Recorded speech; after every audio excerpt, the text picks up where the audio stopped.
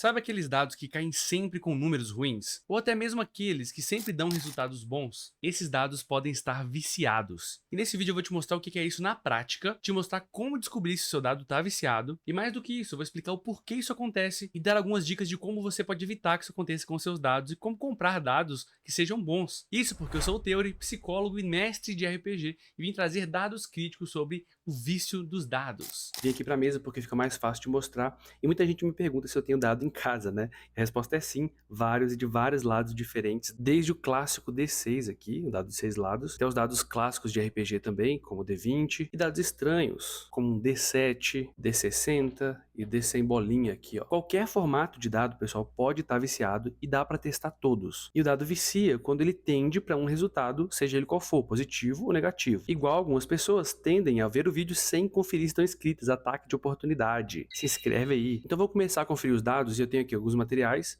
coisas simples que você acha em casa, e tem duas formas da gente conferir. Uma usando água e outra sem usar água. Cada um dos jeitos serve para um tipo de coisa diferente. Vamos começar com o método com água, que serve para checar os problemas do preenchimento do dado, ou seja, do material de que aquele dado é feito. Você pode testar dados de diferentes materiais aí, você vai precisar de sal, sal de cozinha mesmo. Pode usar sal grosso ou outro tipo, mas quanto mais fino, mais solúvel ele for, melhor. Você também vai precisar de um copo, eu sugiro um copo pequeno assim embaixo, ou uma caneca como essa aqui, que tem a boca larga, para ficar mais fácil para vocês verem aí no vídeo. Uma colher para mexer tudo e água. Mas quanto de água, quanto de sal? Vai depender. Geralmente as pessoas falam 1/3 do copo, tantos ml, mas na verdade o que você precisa é da quantidade de água que dê para cobrir o dado e um pouquinho mais, ou seja, o dobro e mais um pouco do dado. Nessa xícara aqui vai ser quase ela inteira, mas se eu fosse testar um dado grande como esse aqui, eu precisaria de bem mais água, porque ele precisa afundar e levantar. Então vamos lá, colocar nossa água. A água tá aqui. E por que a gente precisa do sal? Por causa da densidade. Se eu só pego um dado qualquer aqui e jogo aqui dentro, ele vai afundar, porque o material do dado vai ser mais denso do que a água, então não vai ajudar a gente. Quando a gente mistura o sal na água, a gente vai transformar essa água em mais densa do que o material do dado, e por isso ele vai flutuar. Quanto de sal, então, Teori? Vai depender do material do dado. Então a gente vai colocar aqui, geralmente 2 a 3 colheres já dá, e misturar bem, tem que misturar bem, até o sal dissolver completamente. Um dado crítico aqui. Vocês sabiam que lá no Mar Morto, mesmo a pessoa que não sabe nadar flutua? Isso acontece porque a água do Mar Morto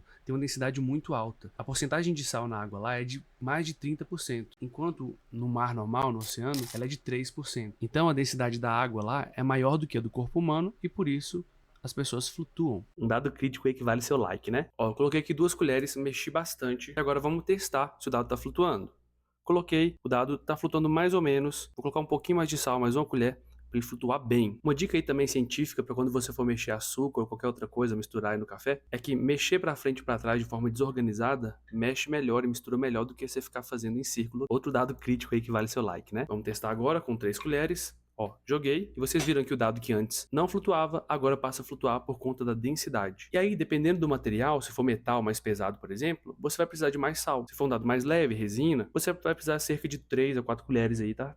Ótimo. E aí como é que eu faço para testar? Basicamente você vai rolar o dado um pouquinho e vai ver se ele tende a cair sempre pro mesmo lado, no mesmo número. Então aqui ó, a gente tem um 9, vamos rodar um pouquinho mais, vamos ver se ele cai no 9 de novo. Opa, mais ou menos, ó. Opa, 17, 9 de novo, 13, mas ó o 9 ali do lado, novamente 11, ó o 9 ali do lado, 3 dessa vez, o 9 tá longe, ah não, tá aqui, tá perto aqui ó, o 9. Então aparentemente esse dado tá um pouco tendencioso para esse lado aqui. E por que isso acontece? Porque provavelmente deve ter mais massa na parte oposta, ou seja, ele tá mais pesado embaixo do que na parte de cima, como vocês estão vendo aí. Dados translúcidos são mais fáceis da gente perceber esses bolsões de ar. E para onde tem um bolsão de ar, ele é mais leve e, portanto, vai boiar para aquele lado, vai ficar para cima. Alguns dados decorativos, como esse aqui, eles vão ter coisas dentro. Ó. Esse aqui, por exemplo, tem um peixinho, né? Ele é lindo. Só que provavelmente isso aqui vai influenciar no peso do dado lá dentro, se ele não tiver centralizado perfeitamente. Mas vamos verificar aqui. Eu tenho aqui um exemplo de um dado que eu sei que é muito antiguinho e ele tá meio viciado aqui pro 3, ó. Então se eu jogo ele aqui, ó, ele vai cair geralmente 5 e 3, ó. 3, eu balanço aqui, ó, virou pro 3 de novo, deu pra ver, ó, 3 de novo. Então, independente do lado que eu bata nele aqui, ele sempre vai tender a cair mais pro 5 e pro 3, porque essa parte aqui do dado tá mais leve do que a parte de baixo. Isso vai fazer com que ele caia, geralmente, com a parte que tá mais leve pra cima. Esse aqui é outro dado que tá ruim, pessoal, ó. Eu coloco aqui e ele fica apontando pro 2, pro 1, tá vendo? Ele mudando automaticamente sempre pro 2 e pro 1. Ó, 2 e 1 ali em cima. Então, esse dado aqui tá viciado. Ele tem uma tendência maior a cair com isso pra cima. Vamos pegar um dado correto pra vocês verem. E ó, Ele caiu com 2 pra cá, agora caiu no 15, agora caiu com 13 ali, agora o 16, um 5. E isso mostra pra gente que não tem uma tendência dele ficar caindo pra um lado. Mas, Theory, não daria pra ficar jogando o dado fora da água várias vezes e ver qual a tendência? Dá pra você fazer isso sim, mas a tendência aí é você demorar mais, ter mais trabalho, porque aqui ele vira sozinho, como vocês puderam ver. E lembra, esse método aqui, ele é pra ver a massa do dado, o preenchimento dele. Comenta aí se você já teve alguma experiência com dado viciado na sua mesa, ou se você tem um dado de estimação, porque às vezes o dado cai sempre no 20, você sabe que ele tá viciado e gosta de usar ele, né? Uma dica talvez que vai fazer bagunça é levar uma bandeja de água com sal na mesa e todo mundo rolar ali dentro da água. Vai fazer uma bagunça, mas pode ser que faça sentido numa mesa aí de piratas, né? Água salgada do mar. Só brincadeira mesmo. Mas, Theory, eu coloquei meu dado e ele afundou. Vamos testar isso?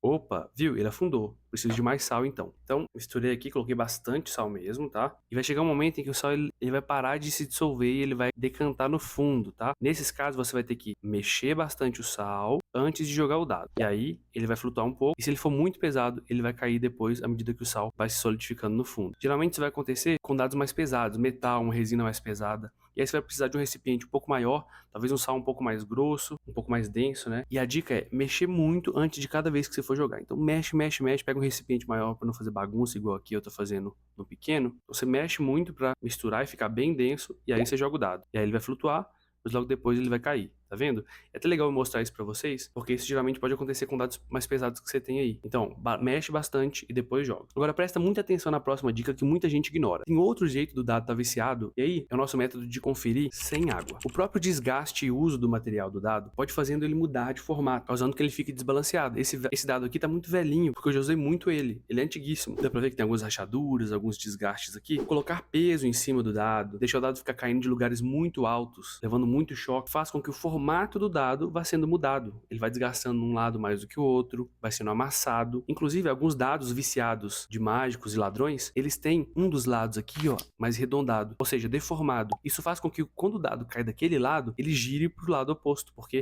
ele não é reto. E outro dia, alguém comentou sobre isso lá no grupo dos apoiadores no Telegram, né? Sobre essa deformação aqui. Você pode fazer parte do grupo lá, tornando-se membro aqui embaixo, para receber vários benefícios, ou participar da nossa comunidade gratuita lá no Discord. O link vai estar na descrição aqui. Então, como é que eu checo isso? Se ele estiver tendendo para um lado, mesmo que seja uma questão de peso, aquele método do lado da água vai dizer. Mas se eu quero saber se um lado está reto, é super simples. Coloca o dado em cima da mesa e aperta ele e tenta mexer para um lado e para o outro. Se ele estiver com folga, ou seja, balançando, significa que ele está meio deformado. E nesse caso, ele tem uma tendência a não parar daquele lado. Vale para dados de 6 lados, que é mais fácil de fazer isso, mas vale para dados de outros lados, por exemplo, o D20, ó. Você só vai ter mais um pouco de dificuldade para balançar ele na mesa e perceber se ele está com folga ou não. Se ele estiver retinho, sem folga nenhuma, é porque ali está reto. Mas essas deformações aqui, desse caso, geralmente são mais visíveis, então eu recomendo usar o outro método primeiro, por isso que eu mostrei ele primeiro. Agora tem uma forma de desbalanceamento, que é a forma numérica, né? Uma dica extra aí para você. Que forma é essa? Não tem nada a ver com o formato do dado, mas com o posicionamento dos números aqui. Eles estão posicionados com a tendência mais para um lado ou para o outro. Para ver se um dado está correto, dentro do padrão que é estabelecido para os dados de randomicidade aí, a soma dos lados opostos do dado sempre tem que dar o mesmo número. Geralmente vai ser um número a mais do que o valor máximo do dado. Então, D20, geralmente a soma dos dois lados vai dar 21. 20 mais 1, 21. 4 mais 17, 21. 7 mais 14, 21. Isso vale para dado de 6 lados também. 2 e 5, 7. 3 e 4, 7. 1 e 6, 7. A grande maioria dos dados vai seguir essa regra aqui. No caso do D10,